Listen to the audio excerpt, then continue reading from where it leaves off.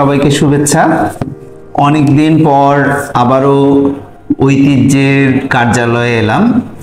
ঐতিহ্য আমার প্রথম দিকের প্রকাশক এবং ঐতিহ্য প্রথম আমার বই প্রকাশিত হয়েছিল কাগজ প্রকাশনী থেকে।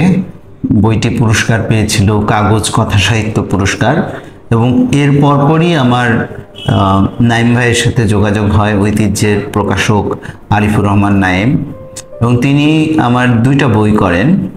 একটা বইয়ের নাম দেহ, এটা একটা গল্পের বই, এবং আরেকটা বই সেলিম আল দীনকে নিয়ে। সেলিম আল দীনের সঙ্গে আমার বিভিন্ন সময় যে আমি সময় কাটিয়েছি, তার সঙ্গে আড্ডা দিয়েছি, সেটা স্মৃতিচারণমূলক একটা বই।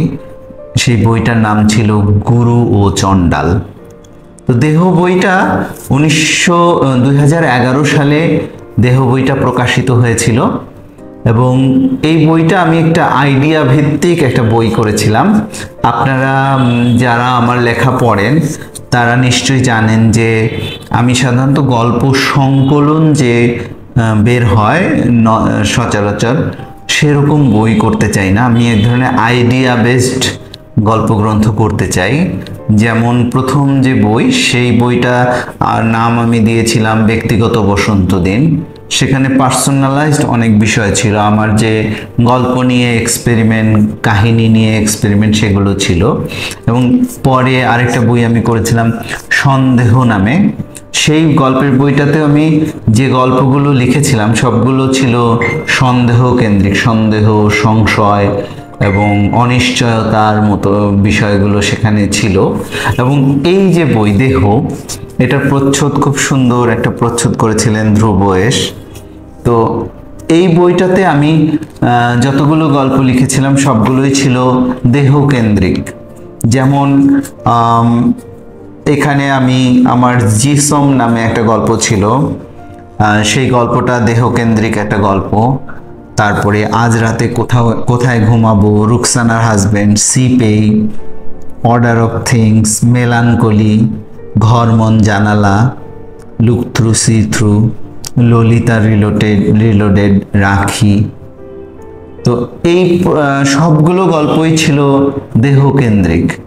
এবং এই বইটা আমি বলবো যে অনেক দিন আগে প্রকাশিত হলেও এই বইটা অনেকেই পড়েছেন এবং এই বইয়ের মাধ্যমে আমার এক ধরনের আমার লেখালেখি সম্পর্কে যারা আগ্রহী তাদের মধ্যে একটা ধারণা তৈরি হয়ে যায় এবং তারা বুঝতে পারেন যে মানুষের সম্পর্ক, দেহকেন্দ্রিক রাজনীতি, যৌনতা এবং মানুষের সম্পর্কের জটিলতা, এগুলো লেখক হিসেবে আমাকে খুবই অনুপ্রাণিত করে, আগ্রহী করে তোলে।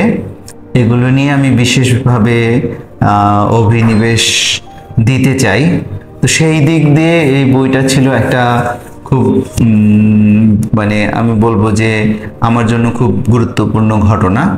এবং দেহকেন্দ্রিক গল্প প্রকাশ করে সেই সময় ঐতিহ্য আমাকে যে সমর্থন দিয়েছে এবং আমার পাশে থেকেছে, এটা খুব বড় একটা ঘটনা। এবং আরেকটা যে বই গুরু ও চণ্ডাল, সেই বইটি ভাষার দিক থেকে খুবই এক্সপেরিমেন্টাল ছিল। আপনারা যেটা জানেন, ঢাকা শহরে যে নাগরিক কথ্য ভাষা, সেই ভাষায় আমি গুরু ও চণ্ডাল লিখেছিলাম এবং সেই বইটি ঐতিহ্য খুব সাহসের সঙ্গে প্রকাশ করেছিল।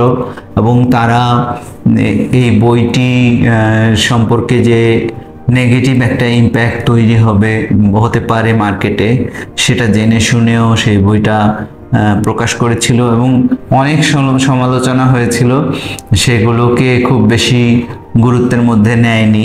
এটা একটা ভালো ব্যাপার। তো আজকে ঐতিহ্যে বহুদিন পর এসে পুরানা পল্টনে ঐতিহ্যের যে কার্যালয়, সেখানে আমি আগে আসতাম, মাঝখানে অনেকদিন আসা হয়নি। আজ এখানে এসে খুবই আনন্দিত হলাম এবং সেই আমার প্রথম দিকের প্রকাশক ঐতিহ্য সম্পর্কে আমার এক ধরনের নতুন করে একটা নবায়িত সম্পর্কের মধ্য দিয়ে আমরা অগ্রসর হলাম। এটা খুব পজিটিভ ব্যাপার। ঐতিহ্য ধীরে ধীরে ক্রমান্বয়ে বাংলাদেশের শীর্ষ প্রকাশনী হিসেবে আত্মপ্রকাশ করেছে।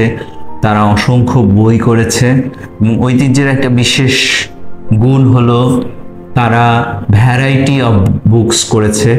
অনেক টাইটেল তো আছেই, অনেক বিষয়ের বই করেছে, অনুবাদ। এবং ঐতিহ্য ধীরে ধীরে আমরা যেটা লক্ষ্য করেছি, রবীন্দ্র রচনাবলী দিয়ে শুরু করে তারা রচনাবলীর ক্ষেত্রে একটা বিশেষায়িত প্রকাশনী হিসেবে বাংলাদেশে খ্যাতি পেয়েছে এবং তাদেরকে কিন্তু বিশেষভাবে রচনাবলীর প্রকাশক হিসেবে মানুষ চেনেন। এবং রচনাবলী খোঁজ করলেই পাঠকরা ঐতিহ্যের অনুসন্ধান করেন।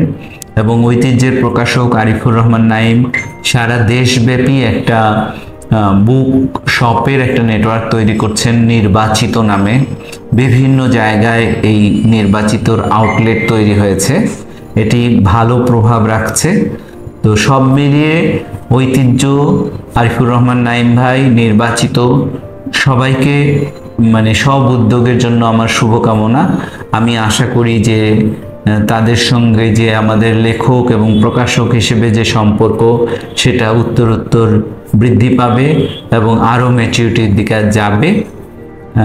ঐতিহ্যে যারা কাজ করেন, যারা পাঠক, সবাইকে আমার শুভেচ্ছা রইল। ধন্যবাদ।